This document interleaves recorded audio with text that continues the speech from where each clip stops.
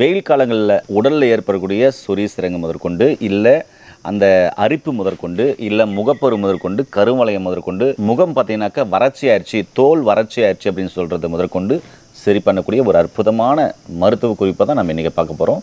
இதுக்கு என்ன அப்படின்னு சொன்னாக்கா, காலையிலேருந்து சாயந்தரம் வரையும் வெயிலில் சுற்றுறீங்க, வெயில் அலையிறீங்க அப்படின்னு சொன்னால் சாயந்தரம் வந்து பார்த்தீங்கன்னாக்கா அந்த பாசிப்பயிறு மாவை அரைச்சி அதில் நல்லா கலக்கி தண்ணி ஊற்றி நல்லா கழுவிடுங்க. உடம்பை கழுவி க்ளீன் பண்ணிவிட்டு அதுக்கப்புறம் தொடச்சிட்டு சாதாரண தேங்காய் எண்ணெய் இருக்கு இல்லையா, அது நீங்கள் எந்தெந்த இடத்துலலாம் அப்ளை பண்ணுறீங்களா இல்லை உடம்பு ஃபுல்லாக நீங்கள் அப்ளை பண்ணிட்டு வரும்போது இந்த சருமம் சார்ந்த பிரச்சனைகள், கருவளையங்கள், முகப்பரு எதுவுமே இல்லாமல் நேச்சுரலாக இருப்பீங்க. ஏன்னா நேச்சுரலாக செய்கிற எல்லா அழகு சாதன பொருள்லையும் இந்த தேங்காய் எண்ணெய் இல்லாமல் செய்யறதில் உங்களுக்கு எல்லாமே தெரியும். அப்படிப்பட்ட ஒரு தேங்காய் எண்ணெய் ஆன்டிபயோட்டிக்காக வேலை செய்யும். ரொம்ப அற்புதமாக உங்கள் சருமத்தை பாதுகாக்கும். இப்படி ட்ரை பண்ணி பாருங்கள், ரொம்ப அற்புதமாக இருப்பீங்க. சாதாரணமாக நைட் வரீங்க, அந்த பாசிப்பறி தண்ணியில் உங்களுடைய உடலை கழுவுறீங்க, அதுக்கப்புறம் தொடச்சிட்டு தேங்காய் எண்ணெய் தடவுறீங்க. ரொம்ப அற்புதமாக இருக்கும். செஞ்சு பாருங்கள், மிரண்டு போயிடுவீங்க. நீங்களே ஒரு பியூட்டிஷியன் ஆகிடலாம்.